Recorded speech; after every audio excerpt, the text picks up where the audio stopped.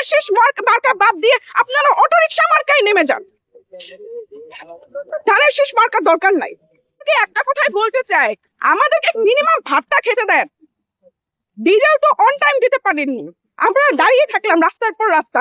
ধানের শীষ নিয়ে আসছেন, এই ধানকে যদি আপনারা বাদ দিয়ে দেন, ধানকে যদি ইকোনমি থেকে উঠাই দিতে চান, ধানের জন্য যদি আপনারা লেবার না রাখেন, তাহলে কি দরকার ধানের শীষ মার্কা ব্যবহার করার? আপনাদের ধানের শীষ মার্কা বাদ দিয়ে আপনারা অটোরিকশা মার্কায় নেমে যান।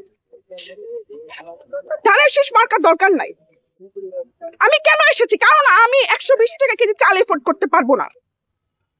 রাইট নাও আমি 60 টাকা কেজি চাল খেতে পারছি, আমি ফিউচারে 120 টাকা কেজি চাল খেতে পারবো না। কিন্তু আমি ভাবছি যে সামনের দিনগুলোতে আমরা কিভাবে চলবো। আমরা তো কৃষি নির্ভর দেশ, আমাদের লেবার দরকার, আমাদের লেবার নাই। আমাদের মাঠের মধ্যে ঘাস পড়ে, যে ধান আপনার 2 দিনে সব কেটে পরিষ্কার করে ফেলার কথা, সেই ধান 10 দিনে কাটতে হয়, 10 দিনে কাটতে হয় সেই ধান। তাহলে আমাদেরকে ওয়েদার অপেক্ষা করে থাকবে? আমাদের যে প্রযুক্তি, আমরা তো এখনো বাংলাদেশ প্রযুক্তি নির্ভর হইনি। আমরা আবহাওয়া অধিদপ্তরের জন্য এখনো আমাদের আবহাওয়া অধিদপ্তর স্ট্রং না। যদি বলে 3 নম্বর বিপদ সংকেত, পানিতে যায় দেখে 10 নম্বর বিপদ সংকেত। আমাদের দেশে আবহাওয়া অধিদপ্তরও কিন্তু অতটা স্ট্রং না। আমাদের দেশে কোনো কিছুই স্ট্রং না। তো কোনো কিছুই যেহেতু আমাদের স্ট্রং না, এমন পরিস্থিতিতে আমরা লেবার গুলোকে প্রপারলি ইউটিলাইজ না করে সহজ পেশা হকারি করা, সহজ পেশা রিক্সা চালানো এখানে কেন আমরা নিয়ে আসছি? নিশ্চয়ই চাঁদাবাজির জন্য। কারণ এই চাঁদার টাকায় অনেকের সংসার চলবে। কিন্তু আমরা যারা সাধারণ মানুষ আছি, এখন যারা 60 টাকা কেজিতে চাল খাচ্ছি, আপনি কি এফোর্ড করতে পারবেন পরে 120 টাকা কেজি চাল, 150 টাকা কেজি পোলার চালের মতো ভাতের চাল কিনে? এখনই তো টিসিবির যে গাড়িতে চাল থাকে, একদিনের মধ্যে কোনো গ্যাজেট প্রকাশ হয়নি, কি করে একদিনের মধ্যে কোনো গ্যাজেট ছাড়া এই ফুটপাতকে বিক্রি করে দেওয়া হলো? এটা কিন্তু একটা প্রশ্ন। বাসায় বাচ্চাদেরকে ঘুম পাড়িয়ে আসছি যে আমি এই হকারদের এই ব্যাপারটাতে প্রতিবাদ জানাতে চাই। কারণ আমি দেখছি কোথাও তেমন আওয়াজ নেই।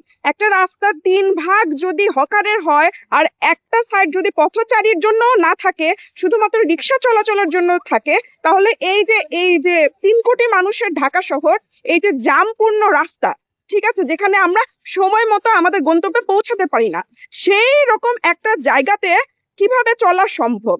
রাস্তায় তো রিক্সা চলাচলের জন্য মিনিমাম 2টা সাইড জায়গা দিতে হবে, একটা সাইড দিতে হবে আপনাকে পথচারীর চলাচলের জন্য। আমরা যদি অন টাইম অফিসে পৌঁছাতে চাই, অন টাইম কাজের জায়গাতে পৌঁছাতে চাই, সেক্ষেত্রে আমাদেরকে এই জ্যামের সরে অবশ্যই হাঁটতে হয়।